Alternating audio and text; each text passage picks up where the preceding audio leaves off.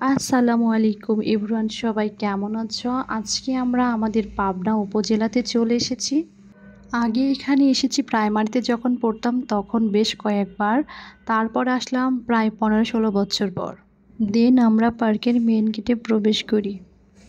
আমরা গিয়েছিলাম শুক্রবারে, অন্য দিনের তুলনায় সেদিন ভিড়টা একটু বেশিই থাকে। তারপরে গিয়ে দেখি বাচ্চারা অনেক সুন্দর করে খেলা করছে।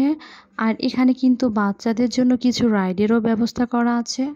ইভেন ছবি ওঠানোর মতো অনেক সুন্দর জায়গা রয়েছে। তোমরা যারা পাবনাতে আছো অথচ উপজেলা পার্কে ঘুরতে আসোনি, তারা কিন্তু বাচ্চাদেরকে নিয়ে ঘুরতে আসতে পারো।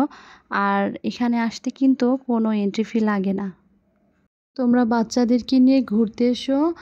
আর এদিকে দেখতে পাচ্ছ আমার ননদ আমাদের বাচ্চাদেরকে নিয়ে ফটোশ্যুট করতে ব্যস্ত রয়েছে। এদিকে যার যার মতো সেই ঘুরে বেড়াতে ব্যস্ত। আমিও আমার মতো করে ঘুরে বেড়াচ্ছি। ঘুরতে ঘুরতে চলে আসলাম আমি আবার আমার ননদের কাছে।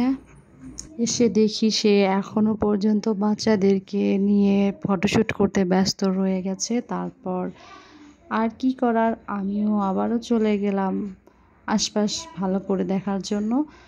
গিয়ে দেখি ওখানে কিছু আপুরা বসে আছে আর এখানে কিছু ভাইয়ারা। তারপরে আবার দেখতে পেলাম এখানে একটা সুন্দর ঝর্ণার সিস্টেম রয়েছে, যা আসলে মনোমুগ্ধকর। তারপরে আমি ওকে বললাম একটু সবাইকে বাই দিয়ে দাও। পর আমরা চলে গেলাম পুকুর পাড়ে সৌন্দর্যটা উপভোগ করার জন্য। তোমরা দেখতেই পাচ্ছ আসলে পুকুর পাড়টা অনেক সুন্দর। চারপাশে সবুজ গাছ আর মাঝখানে পুকুরের পানি, সবুজ গাছের ছায়া পড়ে পানির কালারও সবুজ হয়ে গেছে। দেখতে খুবই সুন্দর লাগছে। দেন আমি পুকুর পাড়ে চলে আসি আর এসে বসে পড়ি গান গাওয়ার জন্য। একটা ছিল সোনার কন্যা, মেঘবরণ কেশ, ভাটি অঞ্চলে ছিল সেই কন্যার দেশ।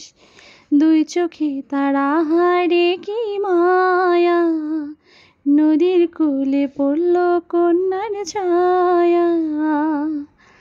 তাহার কথা বলতে বলতে দাঁড়াইয়া চলি, এখন তাহার কথা ফটোশ্যুট করতে চলে এলাম। এত সুন্দর জায়গাতে ফটোশ্যুট না করলেই না, তাই জন্য মিস করলাম না। এরপর আমরা চলে গেলাম ঝালমুড়িওয়ালার কাছে ঝালমুড়ি খেতে। পরে আমি ভাইয়াকে বললাম, ভাইয়া তুমি কত বছর ধরে ঝালমুড়ি বিক্রি করো? সে আমাকে বললো 1 বছর ধরে বিক্রি করি। আর আমি তো স্টুডেন্ট, আমি তো আসি না, আমার বাবার সঙ্গে আসি। আর আমার বাবাও সরকারি চাকরি করে, আমার বাবাও প্রতি শুক্রবার করেই আসে, তা না হলে আসে না। তারপরে আমরা চলে গেলাম ঝালমুড়ি খেতে। এই যে দেখতে পাচ্ছ, এটা হলো ওর বাবা থেকে আমরা ঝালমুড়ি নেব। এখন ঝালমুড়ি খেয়ে আমরা বাসার দিকে রওনা হব। টাটা সবাই।